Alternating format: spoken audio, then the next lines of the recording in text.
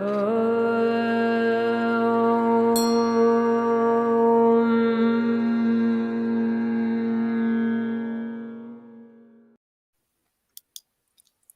beautiful souls. I'm so delighted to have the incredible Jen McCarty here with us this evening. So good morning to all the people in the UK and good evening to all of we Australians who are tuning in.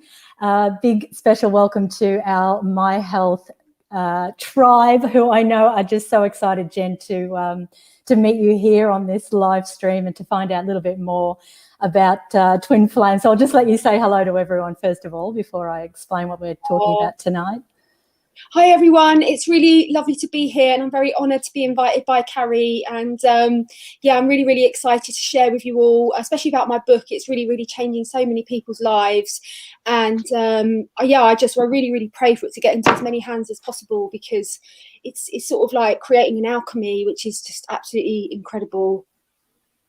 Thank you to whoever said we're loud and clear. I didn't get your name for some reason, but thanks, guys. That's wonderful. I can see everyone jumping on now. So, Jen, I have to tell you, the synchronicities that led me to your book are extraordinary. First of all, the book for everyone is entitled Twin Flames and the Event. You can source it from Amazon. Oh, great. Yeah, look at that beautiful cover with Yeshua and Mary Magdalene.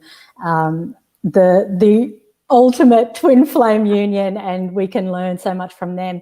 What you'll find when you read Jen's book is that you receive incredible codes of activations, and Jen knows that last weekend when I was reading her book, the cyclone started coming in. Literally a cyclone started coming in. I live on an island, a remote island in far north Queensland in Australia, and it started swelling up, and I know that it was a symptom of what I was reading and these codes that were firing through my meridian system and my chakra system.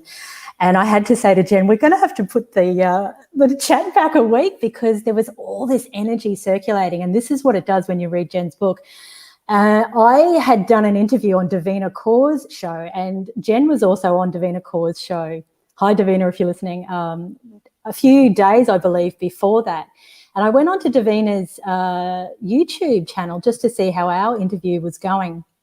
Saw that Jen had done an interview about twin flames, and I'd been downloading all this information in my interview with Davina about twin flames. Started listening. I'm like, wow, we're saying the same thing. Saw that Jen had this book. I've been following you on Facebook and wanted to get the book anyway, but that was confirmation. Get the book, and then the journey just went from there. So yes, I received many confirmations, but Jen, I learned so much more from you. So I just want to say thank you for your ability to decode what's happening in the galactic sense, in the greater cosmic sense.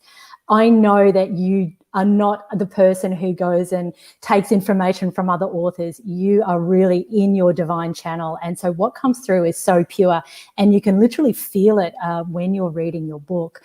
So I'll hand it over to you just to explain a little bit more to us. I've got so many questions, but just to explain a little bit more for us, what brought you to write this book, what you have experienced in your personal life with your awakening, your connection to all that is the ascension that's fired up in you. A couple of times I read, what do you call it? Overdosing on God. So I'll leave you to just explain that to everyone. What question would you like me to address first? Well, how about the overdosing on God? Those two profound moments that you've had in your spiritual journey where you really did experience very strong Kundalini rising. Yeah. So the first one was when I was 21 and I was traveling in northern India for the first time, and I learnt the mantra Om Namah Shivaya. This woman came and said to me very adamantly to repeat the mantra Om Namah Shivaya. And I repeated it about, I don't know, it felt like about 10,000 times in that day. And we climbed up to the top of this mountain. And as soon as we got to the top of the mountain, I had a deep desire to be on my own. And I went and sort of stood at the cliff top, and I looked up and I saw this, like I was saying, Om Namah Shivaya, Om Namah Shivaya. And then all of a sudden I just saw this flash of light. And to this day, I don't know whether it was a physical light or whether it was a spiritual light, but I saw this light, and this light then just basically triggered my third eye, because my third eye was dormant. My third eye was just inactive like everyone else's. But somehow in that moment where that flash came, it opened up my third eye. It kind of like cranked it open from its sleep mode, and then suddenly it was awake. It was open, and in that moment when my third eye was open, I just saw God everywhere, like absolutely everywhere, in everything, in every minutest detail, quantum detail. I understood that the vibration of God exists within all of creation, very deeply, very, very, very intensely.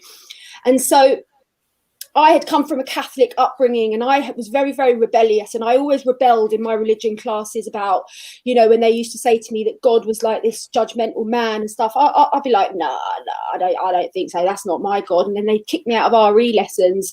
And so I always had this deep knowing that God wasn't what my religion was trying to tell me. And so on that moment on top of the mountain, I truly, truly understood that God is definitely not that man in the sky. God is the energy of love, basically another word for love. God is love. It's synonymous with love. Same word, same vibration. And in that moment with my third eye open, I just received like downloads upon downloads of information, like just instantaneously. So I understood about the oneness of creation. I understood that everything is intricately guarded over and woven into the perfection of creation. And my team went on to tell me that every single blade of grass is assigned a guardian angel. That is how precious creation is to Mother, Father, God. There is not one aspect of creation that is ignored or is overlooked, that it is all tended to, it is all guarded to. And so, you know, I mean, there's so much, that's a whole book in itself. Like that one experience is a whole book in itself. Do you know what I mean? But I will say to people, to help people understand, I had a near-death experience without dying, without going through the drama of death. I had an experience whereby the veil was completely and utterly lifted, and I was able to see the true nature of reality, based on the fact that everything is divine, and all is God, and there is nothing that is not God. And so because of this experience, I call that overdosing on God, because most souls, if you're lucky, you sign up for a spoonful of God remembrance. Some sign up for a shot glass. There are others that sign up for a glass. I've met them, those that have signed up for a glass. They're freaking powerful. But then there are some of us that literally signed up for the whole entire bottle. And I was one of them. And but I understand now why I chose that path, and it's appropriate that there is definitely at least one truly awakened divine feminine that is alive and conscious. And it's a game changer once that happens. Once someone's truly awakened and you are enlightened, and what that means is that we're all born with that spark of divinity within us. But the third dimension, in children, it's a flame and it's burning very, very bright. But as we grow up and become teenagers and we take on the programming of the third dimension, then that spark becomes less and less and less. And all that's really left, that flame becomes less and less. And all that's really left is a spark. And so somehow this book has come along, and it's just fanning that spark of remembrance in everyone. So the feedback that I'm getting from everyone is like, I feel like a child again. I feel like Christmas. I feel so excited. I feel like all those feelings that I used to have as a child are coming back to me. I feel this sense of heaven. I feel a remembrance of the greatness of God. Do you know what I mean? And somehow that is all being transmitted in the book. And I personally think that I've made God cool again. Yeah, love that. I love that. And so many people are having that remembering process. And since 2020, there's been an innocence forming, I would say, or an innocence that is re-emerging, because it's always been there within us as we break down the matrix and return to the truth of who we are. And so many people are reconnecting with star family star beings. They're having that imaginative process, the third eye really awakening, learning how to commune with those galactic entities, almost like how we were as children. That innocence is coming back and we're becoming playful again, because as the matrix gets more intense and more dark, of course, in this realm of polarity, we're going to draw into the other side. We're going to naturally reawaken those light codes, those love codes within us. And this is really where the twin flame resonance or the twin flame union comes in, Jen, because people like yourself who, to use your term, have come here to overdose on God. You are here, therefore, to merge with that same energy. Can you explain? I love the way in the book, and for people who haven't read the book, you talk about the two circles that fractalize down from the monad and what that looks like, how we can have a sense within those circles who is our catalyst twin. Let's talk about the catalyst twin and who is the real twin. So the catalyst twin may be our soulmate, maybe someone that we've been married to, had many lifetimes with, feels like home, but that is different from the actual twin flame who we may not have had a three-dimensional lifetime with very often or at all. So I know lots of questions there, but I'll leave you to express a little bit more about all of that. So what my team showed me is that each soul group is comprised of 144 souls, and that is 72 masculine souls and 72 feminine souls, and they make a circle. So the 72 masculine souls make an outer circle, and then the 72 feminine souls, they make an inner circle. And within that configuration of those that double circle, each masculine and feminine is standing opposite its divine counterpart within that configuration. So you are standing opposite your tonal counterpart, the one that has the same macabric patterning as you, the one who resides within your own kundalini energy. You are standing opposite that soul, whether you are consciously aware of it or not. Most people are, 99% of people aren't aware of that, but that is what's going on. You're standing in your monadic soul structure, you're standing opposite that person. So say, for example, I'm the feminine and I'm staring at my my divine masculine. So as we're in a circle, there is one soul on one side of him and there's one soul on the other side of him, and that is called your catalyst twin. That is called your near twin. So it is the soul that is the nearest twin to your true twin. So what my team showed me was that we have spent many much more lifetimes on Earth, not in other galactic realities, but on Earth with our catalyst twins, because the vibration of Earth has been too dense to hold the energy of true twins.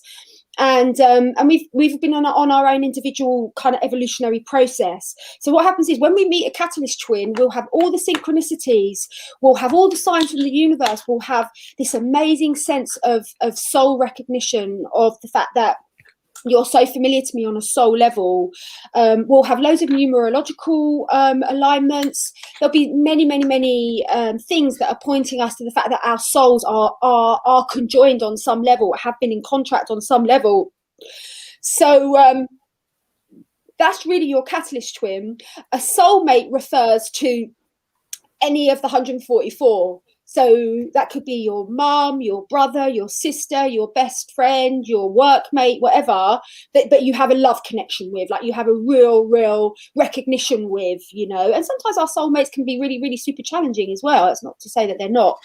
But yes, so then, but also karmic relationships. That's a really big one to speak about as well. I would say like over 80% of relationships on this earth are karmic relationships. And a karmic relationship is manifested based upon the vibration of lack. So, for example, if you have forgotten the memo that this is heaven on earth, that this is a 5D reality, that we are all Christ consciousness beings, then you will have just thought to yourself, I've got to get through it. It's a complete shit show. I've got to get through it. Now, if that is your attitude, I've got to get through it, that is indicative of a karmic relationship.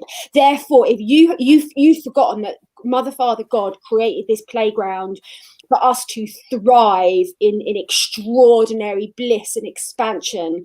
Most people have forgotten that memo, you know, and so most people in karmic relationships, they're like, oh, I'll have anyone that will put up with me. If she'll put up with me, that's good enough for me, you know. So but a lot of these karmic relationships will not be, we cannot take these into the new earth. They will not withhold or stand up vibrationally within the new earth. Very, very and important. this is really what we're talking about, Jen. We're at a pivotal time. So the resonance is completely different at the moment as to what we're being asked to do by spirit, by creator, by source. We're being asked to step up to that highest template, to merge with the twin flame, because as you said, the soulmate, the catalyst twin, is not going to cut it. If we're moving into new earth, this great awakening that we're all a part of, for those that are moving into the 5D, we're going there with the twin flame. And what I know, and what was confirmed through your book, through that sacred union and also through that sacred sexuality, that's going to create so many love codes that will ripple across the earth, that will heal us. This is what will heal us. This is what we need to do. It sounds so exciting, and I know that it is so exciting, but it's very challenging as well, because we have to rise the consciousness within ourselves first. Yeah, and I think in many ways, I was thinking about this last night, but this book is the absolute kind of like antithesis to patriarchy. This book has flipped patriarchy on its head, and every single idea or indoctrination or program that patriarchy has sought to indoctrinate on us, this book just flips every single one of those programs like a pancake, one after the other. It just flips it. And so it's such a threat, like it's such an enormous threat to the establishment, as I haven't held back. Like, there's no filter. I just literally have gone, guys, the veil's been removed. I've been shown what's actually behind the veil, and you all deserve to know. It's all been hidden for long enough, and everyone deserves to know. And it's written in such a way where there's no ego. That's what my friend Jo said to me. She's like, Jen, it's very, very unusual to read a book where there's no ego, where there's no kind of like personality distortion that is coming through the narrative. Did you notice that as well, Carrie? It's beautiful. It's, as I say, I mean, I had a cyclone coming in, darling. It activated that much. And I swear, I know I know I can talk to you at that level, and you know exactly what I'm saying. That's how powerful the activation was. It literally reconfigured the atoms around me. I know many of my health crew watching this, they see energy at that same level. So yeah, it was a pure channel that you were bringing through. And for whatever reason, the weather went very dark and stormy for me. So it gave me the perfect excuse just to read your book all in one hit as well. And I would recommend that for anyone. Take the codes in, let it sink in, read and sleep, read and sleep, read and meditate, and just let it soak into your cells, because you'll understand it at a deeper level than the logical mind. But yeah, I want to congratulate you, because it's such a beautiful book, and absolutely so needed. And that knowing within me that this is what's required to heal the planet. There's been so many theories about what we need, and that external savior mentality that so many people have. And I understand why that's going on. And it's not that we can't show allegiance to certain leaders outside of ourselves, but if we don't rise the consciousness within ourselves and prepare ourselves for union with the twin flame, then we're not doing the inner work. We're not doing what creator is asking of us. So your book it simplifies it. It's interesting, Jen, because it's simple and yet it's so deep and so profound. And that's why I say it's encoded with a frequency that people need to be able to take it in, not with the logical mind. It's deeper, much, much deeper than that.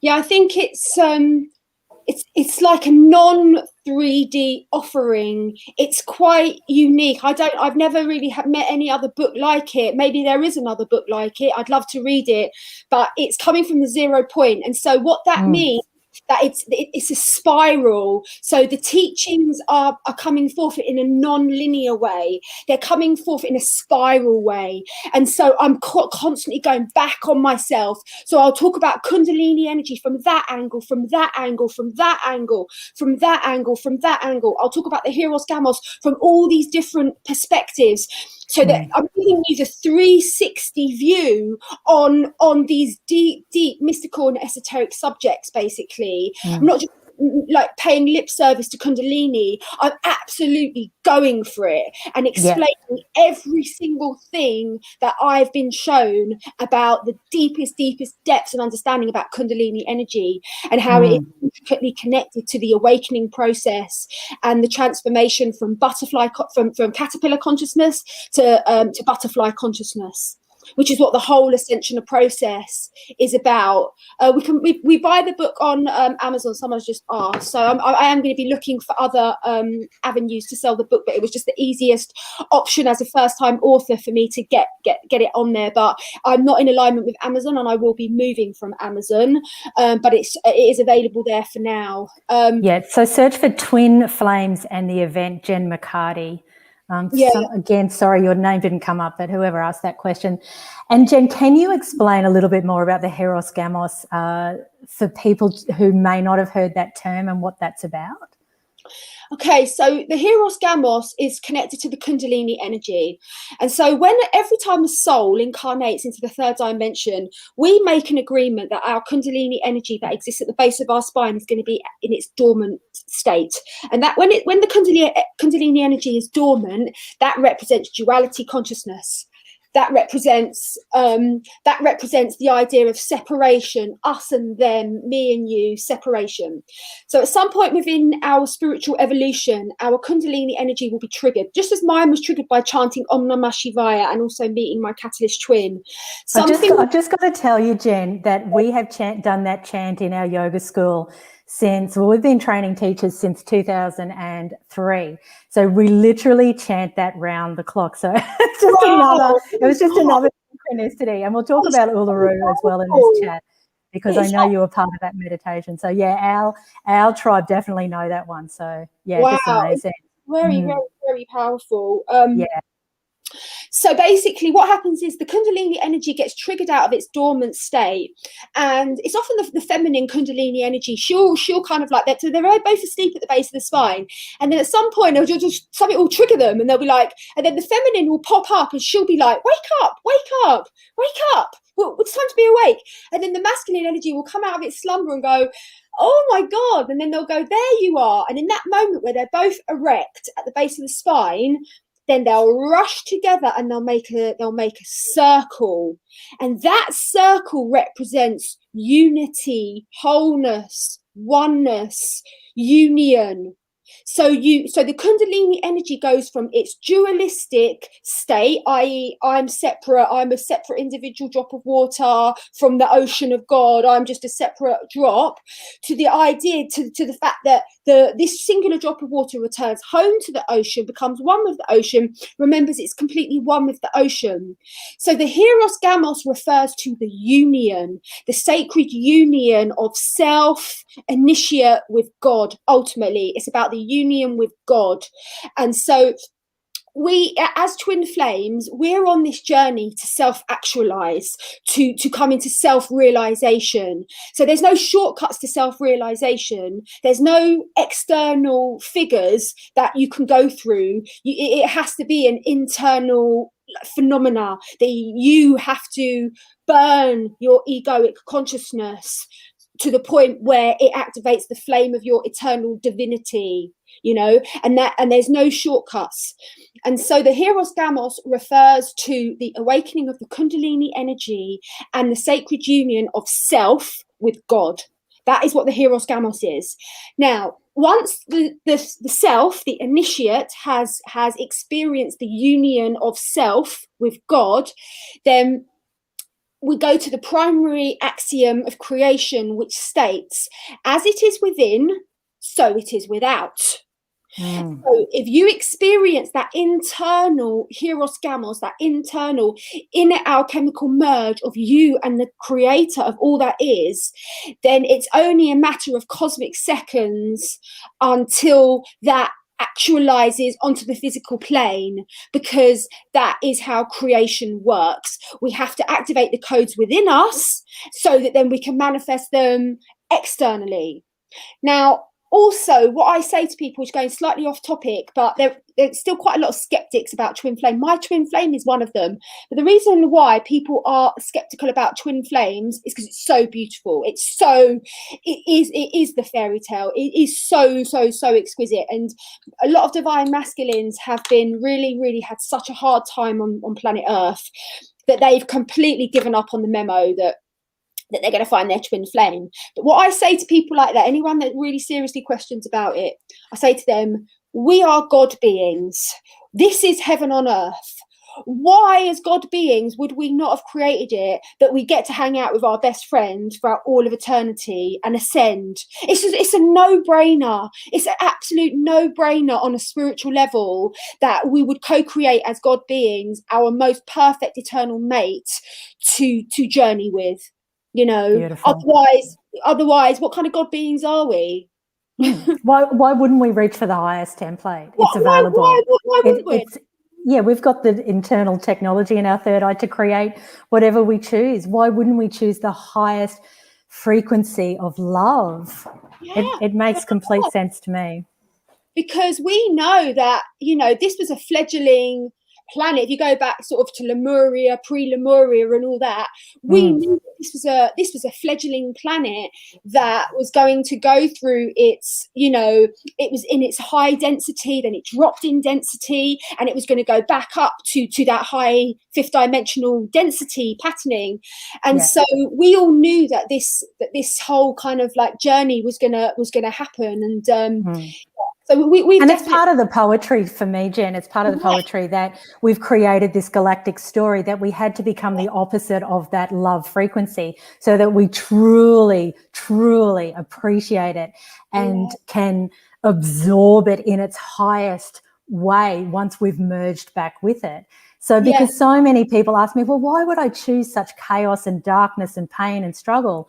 Because when we're in the monad, we can't perceive ourselves. So we fractalize and we become the opposite with it. It's the galactic cycle that we're all a part of, and we create the story. We are the creators.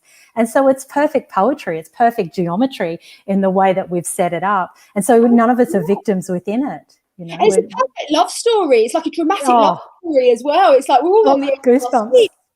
Yeah, isn't it? Oh my God, the God's like, oh, God always wins. God always wins. God always wins. Because we are that. We can't be anything else. And our DNA, you know. But you can mess it up, and a lot of people are messing it up. Like, you know, the whole thing is, what I've been shown is that, you know, we're all born with this flame of divinity as children, and then it gets kind of like dampened down, and often all that's really left is like a spark. So what we have to do as adults, we have to take responsibility that we need to cultivate that flame again. And in the book, so many like practices that will help you come into higher consciousness, but not only come into higher consciousness, stay in higher consciousness forever and ever and a day, you know. And that's the thing, like, you can't, enlightenment is not one hit wonder. It's not like, oh I've suddenly seen the light, oh that's it. It's a constant 24/7 process. Like, you are constantly having to deal with your ego. Like, I still have my ego. I don't believe my ego, but I haven't got rid of it. Do you know what I mean? So I'm still there. I have to be like the tiger, ready to pounce on any of those thoughts. Like, you have to be vigilant. Because the thing is, it's like the thoughts, the egoic consciousness is like clouds in the sky. And our true self is like the sky. And our true self can hold space for all appearances, tornadoes, rainbows, hurricanes, the works. It has no judgment. But what happens is we identify with those temporary meteorological like weather phenomenons. Oh, I feel oh, I feel really angry. It's like, no, that's just passing through. You're just a host for that energy. You don't need to identify with it. Just like the sky doesn't identify like big black cloud. Oh, I'm not the sky anymore, guys. Oh, I'm not the sky. I'm actually that big black cloud. And that's what we do all the time, because that's how we've been indoctrinated to be. So you will never ever attain spiritual mastery unless you are committed to a spiritual practice that enables you to have a little bit of spaciousness around your thoughts. You need to understand that your thoughts aren't personal to you. Your thoughts they're just connected to the matrix. They're just data streams in the matrix. And you need to cultivate a sense of detachment and observation without identifying. And if you do that, that is enlightenment. It's an absolute piece of piss. But the thing is, most people do not realize that. They're like, no. And they're like, what, is that it? I'm like, oh, yeah, that's it. Well, sometimes it's so simple that we think it's complicated, but actually it's in the simplicity every day. The dedication just to your simple rituals will give you that ability to bear witness to yourself and to not buy into the drama and to laugh at the ego in its insidious ways and its mischievous ways that lead you in a direction that don't feel aligned with love or aligned with peace. So it's very simple. And for me, it's always meditation, yoga, because we're a yoga school, but we also do many healing rituals and healing practices. What do you use, Jen? What's your go-to to bring yourself to a place of center? Well, since I stabilised in higher consciousness in 2013, there's been very, very few times where I've actually wobbled. So what I've done is I bought through this other book called The Law of Attraction, little instruction book. And it's the most powerful book. I mean, it's on par with this book. It's really, really powerful. So if ever I have a wobble, which has only been less than 5 times in the last few years, I read my book from cover to cover and it just goes boom. It's like it takes me out of my little wobble and just fixates me back into my alignment. So that is but that's if I have an extreme wobble, you know, which is very, very rare. If I was to have like a little minor whatever, I've been very, very committed to the path of gratitude and going on rampage with gratitude. I'm addicted to gratitude. Like if ever I have a moment, I'll just be like, right, 10 things to be grateful for. And so I've trained myself to focus on the positive. I trained myself to not feed my negative egoic narrative. That doesn't mean to say I've got rid of it, because you can't, but I don't feed it. Whereas when I used to feed it, I used to knock on my door and be like, Jen, you're going to fail. Everyone hates you. You're going to fail. I'm like, oh, come in. You've obviously got an important message for me. Yep, come in. Sit down. Oh, you do realise that you're such a terrible person and it's all going to go absolutely like tits up for you. Would you like a cup of tea? You've obviously got very me. Would you like a cup of tea? They're like, yes, we would like a cup of tea, like 2 sugars, and you're always going to fail. Every single thing you've ever done, you're going to fail at. I'm like, right, okay, do you want me to get my notes out? I love it. You turn it on its head. You have a laugh at it. Because it's a comedy routine, let's be honest. The ego is a comedy routine, because once you see it clearly for what it is, you just say, well, bugger off then, you know, thanks for your feedback, but I'm still going forward and I'm going to shine on. So what are you going to do about it, ego? I just laugh at it now. I just like, that is the pisses 2 sugars. So much. Like the ego hates it when you laugh at it. Like that's my son keeps getting a few little intrusive thoughts and I say to him, just laugh at it. Well, to me, the cabal's like one gigantic ego, because I just keep laughing at it. And, you know, when you say that you're sticking it to the establishment, I mean, they may not have been your precise words, but that's essentially what you're doing with your book, because we're laughing at this cabal construct that's created this disgusting, dirty matrix that expects us to toe the line. It's like, you know, we're starseeds and light beings and light workers and way showers and we're just not having it. We're just simply not having it. We're in charge here. We're going to create new earth and there's really nothing they can do about it. And when we take that position and that empowerment, it just falls away. And I'm watching so many people in my life who are standing in their sovereignty, standing in their light, and they're glitching the matrix everywhere they go. They're finding that they're not having the mandates coming at them like other people are.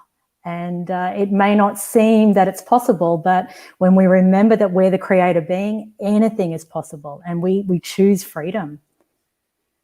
Definitely. Absolutely. Yes. It's so exciting. So I wanted to, I actually wanted to thank you for what you did at the Uluru meditation. We were actually on the ground at Uluru. It was one of the most phenomenal experiences of my life, if not the most phenomenal experience of my life. And when I read in your book that you hosted a meditation, and I believe, Jen, it was like up to 1,000 people. It was huge, right? Yeah, Am I getting that? Yeah. Yeah, it's huge.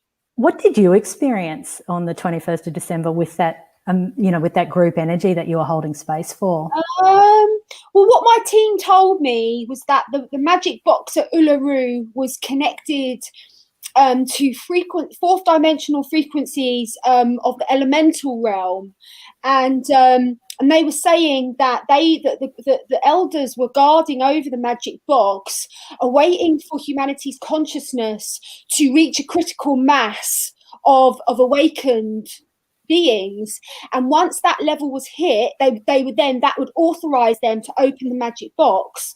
So my team told me that it was all like good to go, it was all systems go, that humanity, that the elders were really, really happy and delighted because humanity's consciousness had reached that critical mass level. There was like a huge kind of like victory and celebration because it was all, we didn't know whether we would get there, the cabal could have really, really, scuppered that plan of that timeline. But they were just saying to me, like, we did it. Like, we're absolutely overjoyed. Like, we did it. We got there. Therefore, and then they showed me that accelerated the Ascension timeline. So I think when you're kind of like at this level, there are many, many potential timelines available to you, and they were just showing me that, that we were on the most accelerated Ascension timeline, basically, as opposed to the less accelerated Ascension timeline, which we could have been on. So yeah, it was amazing. I mean, so much of that conjunction is what inspired me to write the book.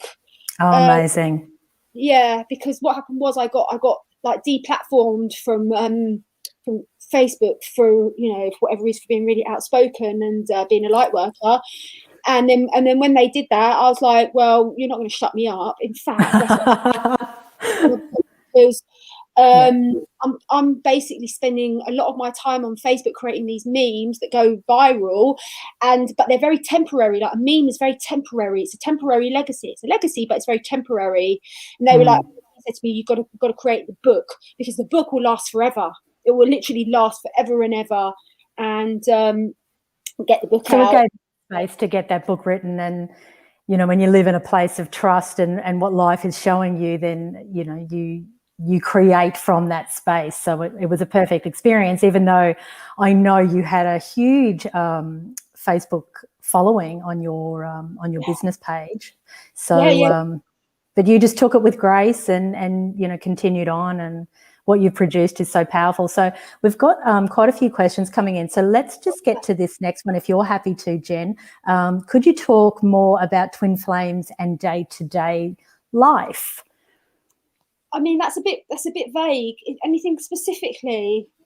I mean, I kind of interpret that maybe, how does a twin flame relationship look when you're living with that person? I'm going to tell you who, again, the name didn't come up. It's going to be lots of sex. That's what's going to happen. Lots of can't keep your hands off each other. Lots of soul gazing, staring into each other's eyes.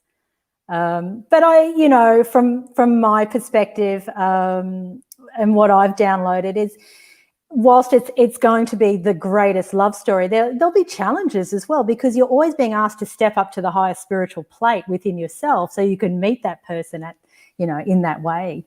But I'll let you speak more to that, Jen. I would say it's still really, really, really super rare for someone to be with their twin flame. And so most people that think they're in a twin flame connection are not in a twin flame connection. It's in a karmic connection, and it's a soulmate connection. And because they think it's a twin flame connection, they give it a bad rap. They give the whole twin flame thing a bad rap. But the truth of the matter is, it's very, very, very, very rare. And it's extraordinary. It's absolutely extraordinary, and it does not adhere to the rules of normal third dimensional relationships. It is much, much more a heavenly relationship in every sense of that word. In you know, so that's the thing. Most people are, oh yeah, I'm in a twin flame. You're not in a twin flame. You're not in a twin flame. You're with a soulmate, and they're treating you like shit. That doesn't happen in a twin flame relationship. You think it is because of whatever you're so desperate to be in a twin flame, but that's just not how it works. So yeah. So I mean, I'll read what I wrote about twin flames in my book. When you have found your twin flame, you would never dream for one single second that there could be anyone better in this entire universe for you to spend every second and every single breath of your whole entire existence with. When you're in union with your twin flame, your twin soul, your best friend, you will also feel the vibration of heaven. This will come forward as a blissful, rapturous, continuous feeling. That is the key. It's not like, it's like a literal rushes, continual rushes of heaven, you know? And knowing that you are directly experiencing heaven on earth. When you are in a twin flame union, your search is over. That's another huge hallmark. The search is over. You have arrived home at that destination that your soul was always seeking. You wake up every single morning giving thanks, and getting on your knees and giving thanks to the great force of love that has brought you your eternal best friend. The synchronicities that have led you together will be of such a high caliber that they will put all Hollywood movies to shame. The depth and intensity of how you have been woven into each other's lives from the very moment of your existence will be absolutely jaw-dropping for every person who is blessed to witness your divine love story. You will find in this person your greatest teacher, your eternal best friend, the sexiest lover your imagination could ever conceive, and the person whose hand you will want to hold forever and ever. Staring in front of you are the eyes that you have been searching eternity for. In every cell of your being, you will know deeply that your search is over, and this feeling of homecoming will be continuous and perpetual. You will never want to be out of this person's presence. Even 1 or 2 hours away from each other will be an issue. The logic is that you have waited since the time of Atlantis to finally come back together in eternal union. So why waste one more moment apart? Every soul holds within their heart's blueprint the map to unite them with their twin flame. But not every soul has chosen this path, as it is a very challenging and arduous path. You will have to do the work on yourself, on your inner being, to polish yourself, to become the most magnetic version of yourself that will instantly attract your twin soul back into your reality. Some souls do not sign up for the twin flame template. They sign up for a soulmate template. Yeah, beautiful. And so, someone said here, and pain of being apart. Yeah, I think we'll come back to that because I believe that's important to talk about. And why is it rare? Well, it's rare because, as we spoke about earlier, oftentimes you're not on the planet together, but the planet is able to hold the frequency of the twin flames being here at the same time. And that, again, if we talk about our galactic story and the pinnacle point of the crescendo point that we're now at, in order to move into New Earth, we're going to remerge, or, you know, many are going to remerge, many are not, but that's just where they are on the continuum of consciousness. It's not right, it's not wrong. For me, and I'd like your insight into this, Jen, we will all merge again with our twin flame at some point on the continuum of consciousness. Yeah, beautiful. So what my guides have shown me is that ultimately we are all evolving towards the actualization of that union, but we will never experience the physicalization of that union until we have done the internal work, and it is intense. Not many people have been able to do it. Like, this book is going to help everyone. This book is going to literally help everyone to do the internal work. But I feel like I've had to burn. I've had to really, like, I've had no guide, I've had no roadmap, I've had absolutely nothing. I've had to do it on my own in order to create a roadmap. This is a very, very clear and distinct roadmap which will bring you into union with your twin flame.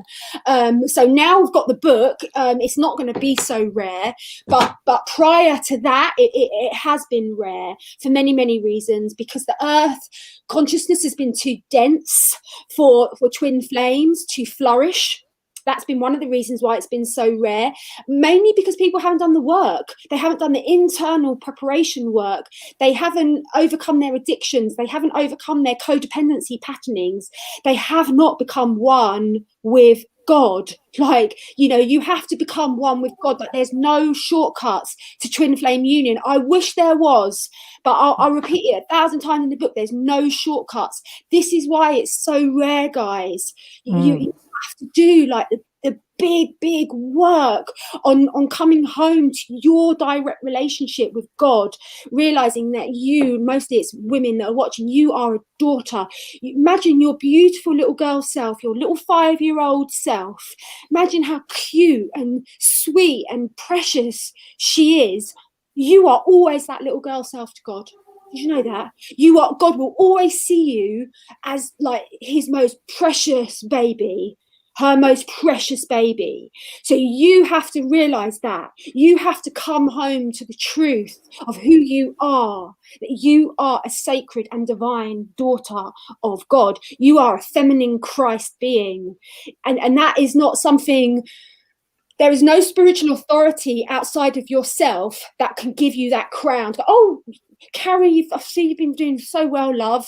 Here's your crown. You know, here's your crown. There's no spiritual authority in the world that has the power to give you your crown, because you're self-sovereign.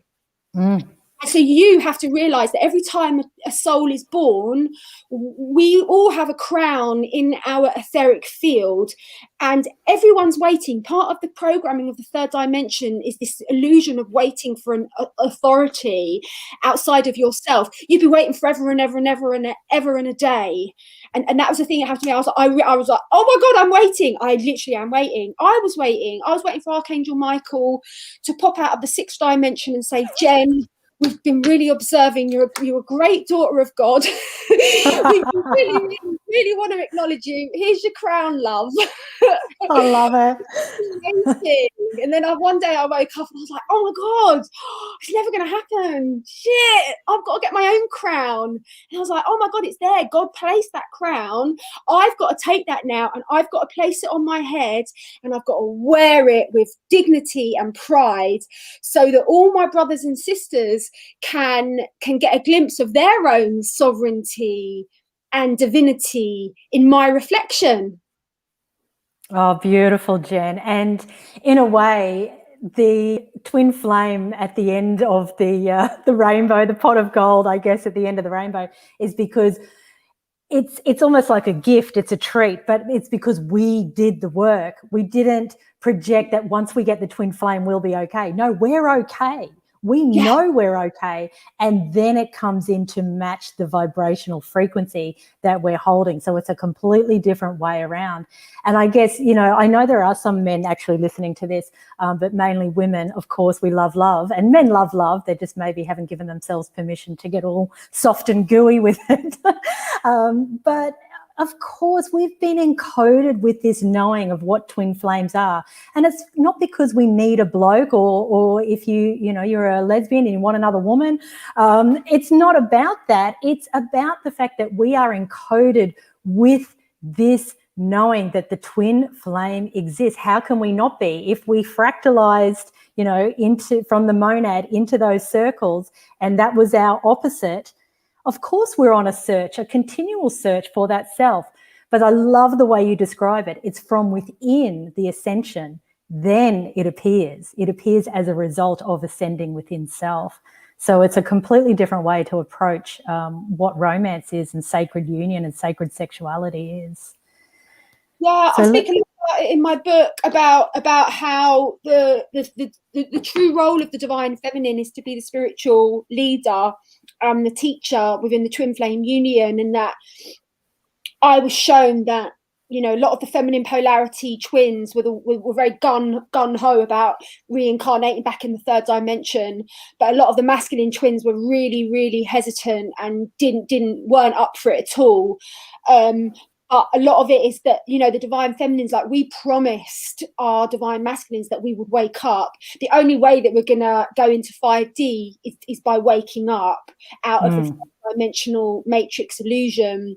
And so that's the only hope that we have for our divine counterparts, is the fact that we promised them that we would wake up. And that means by this idea of like stopping seeking outside of yourself for love, for validation. Like, it has to be an internal phenomena. You have to realize that we're all transmitters, you know, and that there is a force in creation that keeps the stars in their place and turns a seed into a flower. And it is our duty to adjust our frequency to come into alignment with that benevolent force of creation. And Beautiful. we do that by not indulging in the negative egoic victim narrative. That's one of the most powerful ways that we do that. We just laugh. And I get so much inspiration from Wayne Dyer, and he used to say, whenever my ego like would come and knock on my door, so imagine the ego knocking on the door, he'd open it and just say, next, i.e. you're not coming in, like, next visitor please, because you're not coming in. And it's like, so powerful. It's so easy to have a breakthrough into higher consciousness, really. It just takes diligence and commitment, and you can't be lazy. Like, it has to be everything to you. Do you know what I mean? It has to be everything to you. Yeah. And when you say not being lazy, the laziness is the vigilance of the thoughts coming through. Yeah. It's not getting up, you know, because we're a yoga school, it's not getting up and doing 2 hours of asana practice on the mat and sweating it out and believing, oh, well, you're done for the day. That's not what it's about. That's a very old paradigm. Even within the yoga world, it's a very masculine, toxic masculine paradigm, and we're breaking free from that. It's about choosing to love yourself every moment of the day. And, you know, if we bring back what Jen spoke about earlier with the ego coming in, you know, invite it in, give it a cup of tea, 2 sugars, have a laugh, because it's a mischievous little so-and-so. When you see it for what it is, you're able to have distance from it. You're able to be the witness, the observer of the ego, and therefore it has no power over you.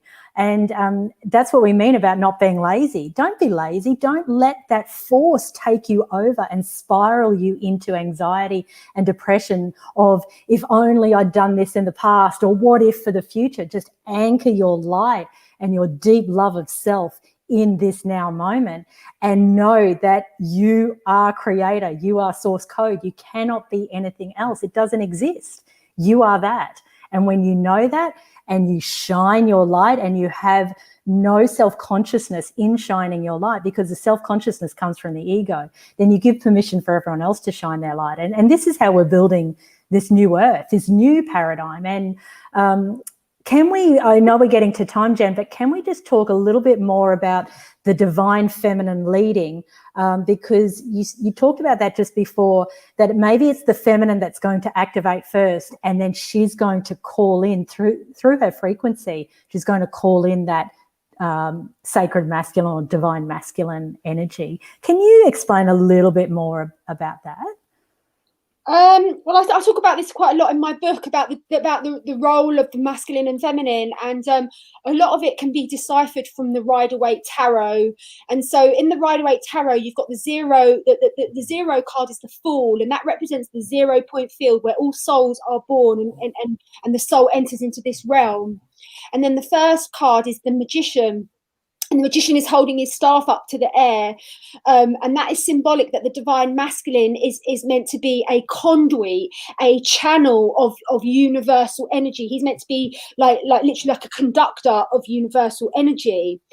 And then on the second card on the tarot is the High Priestess, and there we have the divine feminine, and she is sitting on her throne, and she is carrying the book of Gnosis.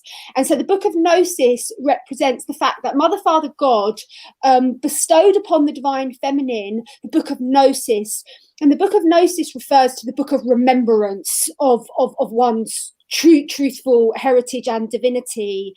And I've gone into exploration and explored about the tarot and how it's of the true role of the masculine and feminine. And what I've concluded is that that Mother, Father, God deemed the divine feminine less corruptible. She was less easy to be bought. She holds the portal of the womb portal. So she is a interdimensional portal for souls. So all of this is pointing to the fact that she is deemed less corruptible than the divine masculine. So really it is her role and it is her responsibility to dissolve her egoic consciousness, to transcend her egoic consciousness, to return home to a stabilized alignment in higher consciousness, whereby she remembers that she's at one with all that is. Do you know what I mean? And so in her coming home, then she is basically giving her masculine a golden ticket home as well. So she will have created that roadmap, because they're one. There's no separation between twin flames. It's only on the third dimension illusion, but on all the other dimensional realms, they're all what? There's just one. And so if the divine feminine is carving out that that self-realization path, activating those codes of self-realization, of homecoming within her own consciousness, she is internally creating a roadmap for her divine masculine. And I speak about this a lot in the book as well. Like, so what my team have told me is that twin flames share the same hard drive, i.e. subconscious mind. So say, for example, I'm an awakened divine feminine and I've transcended the need for other people's approval. I don't really give a shit what people think about me. I'll just, all I want to be is the best daughter to God. Whether that means that the whole world rejects me, I don't care. As long as I can be the best daughter to God, that's all I'm here for. So because that's been a lot to come to that place, I've had to transcend a lot of like programming, do you know what I mean? To actually get to that place. So because I've done that, that means that my twin flame's done that. We've activated codes within them as well. Now, that doesn't mean that he's automatically in his unconscious state has transcended the need for other people's approval. It doesn't mean that. What it means is, though, when we come into union, when he surrenders, when he truly, truly opens his heart to his true divine feminine and stops with the resistance, then he will be able to truly activate those codes. Because currently those codes are stored on an unconscious level for him. But they can only be activated through his surrender. Do you know what I mean? Oh, Jen, I feel it when you say that. I take it in a different space. I literally, it's like my whole body just starts to hum with that code. Probably bring in another cyclone after talking to you. But yeah, wow, it's powerful. And I guess, from a macrocosmic perspective, because that's what's happening microcosmically, but from a macrocosmic perspective, what's happening in the world at large is that we're shifting into that divine feminine. And so she's calling out the toxic masculine to rise, to step up. And that's why I loved reading about the meditation you did with Uluru, because when I was at Uluru on the 21st of December, I felt that her heartbeat became purified again. I literally heard gugong, gugong, gugong, like the heartbeat, like it flooded up into my ears and took over my whole soul. And it was moving from the distorted heartbeat to the purified heartbeat. And I knew we'd be okay. I knew that this time it's not Atlantis. We're not going to sink ourselves. We're going to rise on through. And then so when I read your book, it just brought it all together, because I could see what was going on macrocosmically. And then I see that what's happening with the twin flames, if we just keep working on self, We merge with that twin flame whenever the time is right, and we can't be attached to when that is. It may not be in the physical form of the avatar that I'm having as Carrie Ann Fields. It may be in another lifetime, or it may be in this lifetime. Who knows? But that would be the ego needing to attach to certain outcomes. All that we need to know is that it will happen.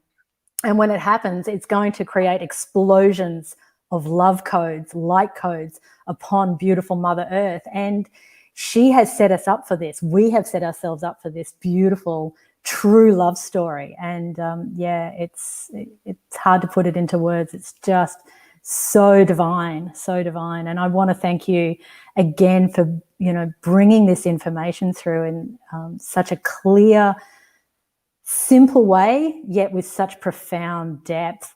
So if anyone out there has any questions for Jen before we sign off, just pop them on now. Can we talk about, Jen, just while we're waiting to see if any questions come through, just about sacred sexuality? I know that that's something that once I put the word out that you and I were going to be talking, I had a lot of messages come in to speak to that. Here's a hello, Angela. What are you saying, darling? Same night as the Uluru meditation, I woke up at 1 a.m. gasping for air. Yeah, Angela, quite a few people did, particularly the men I was with. Their heartbeat stopped, they gasped for air, and then their heartbeat started again as that exchange from distorted heartbeat to purified heartbeat happened, and it went through the song lines from Uluru. So, yeah, that makes a lot of sense. But, Jen, sacred sexuality, anything that you may feel in this moment that you can share with people around that? What is that coming together in a sexual, what does that union of our sexuality coming together, what does that do? How does that create such healing for the planet?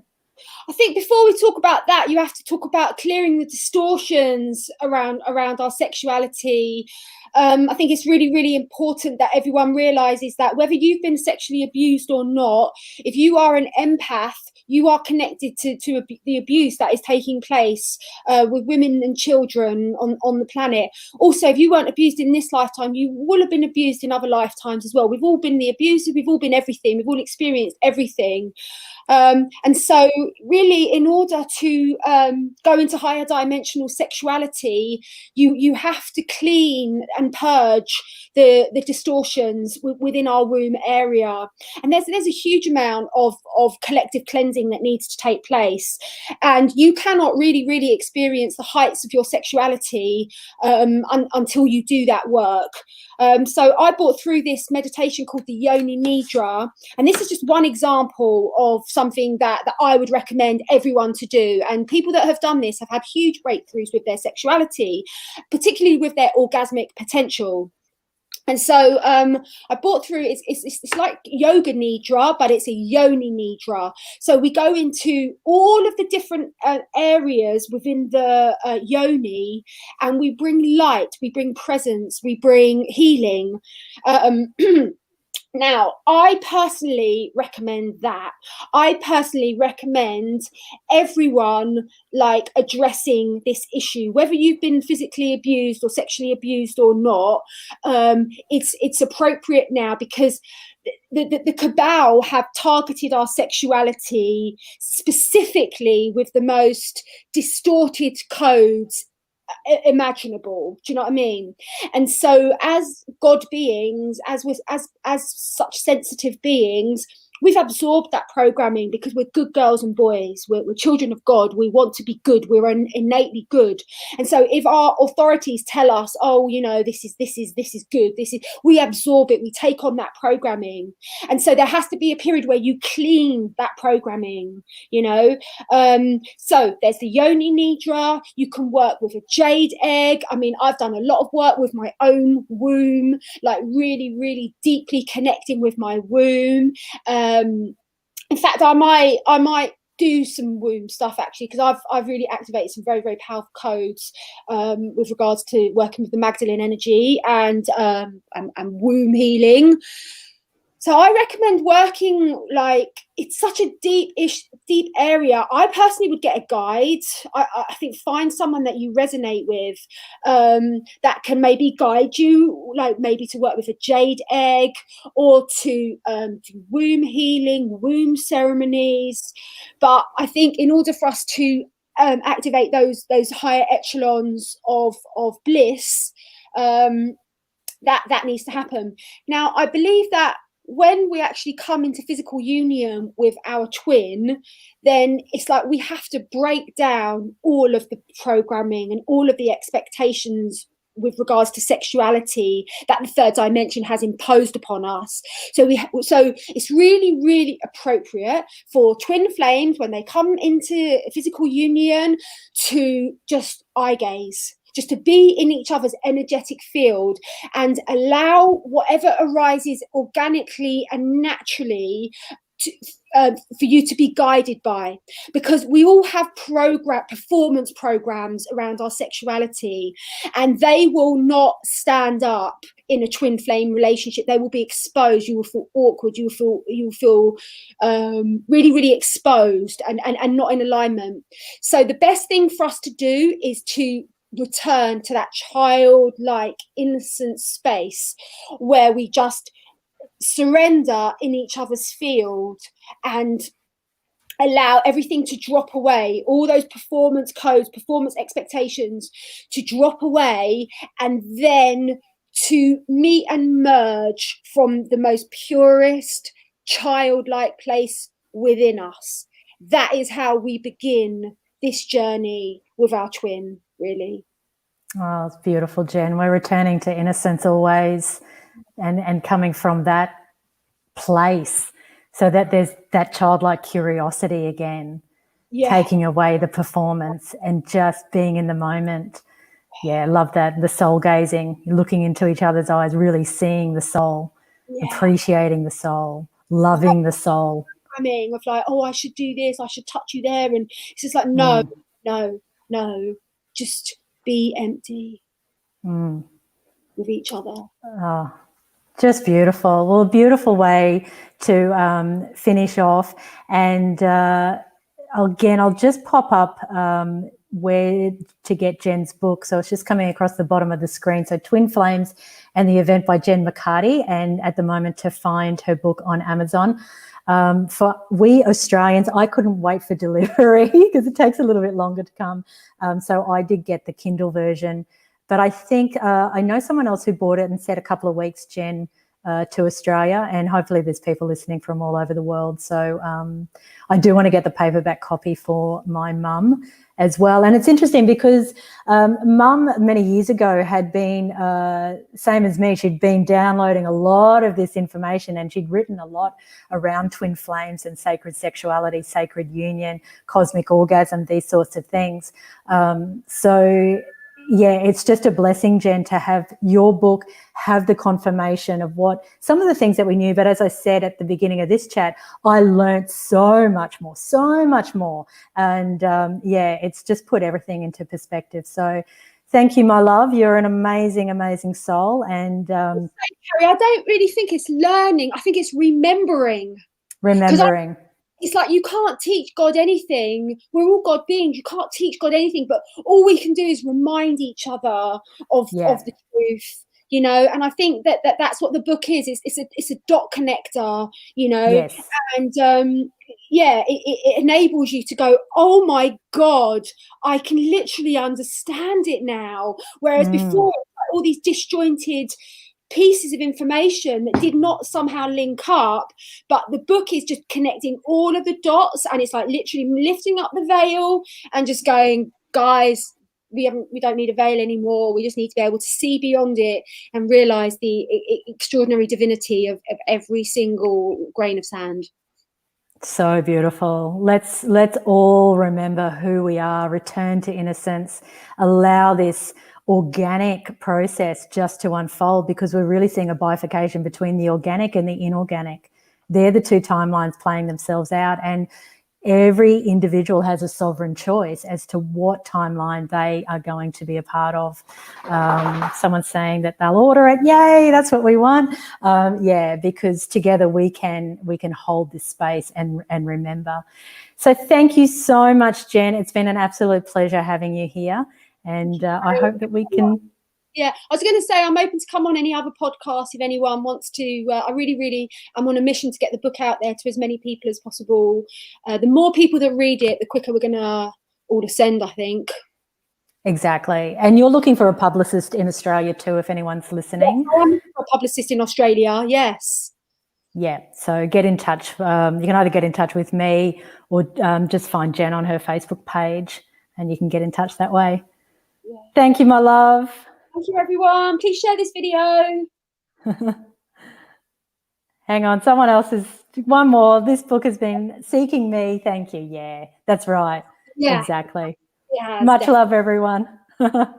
Namaste. Bye.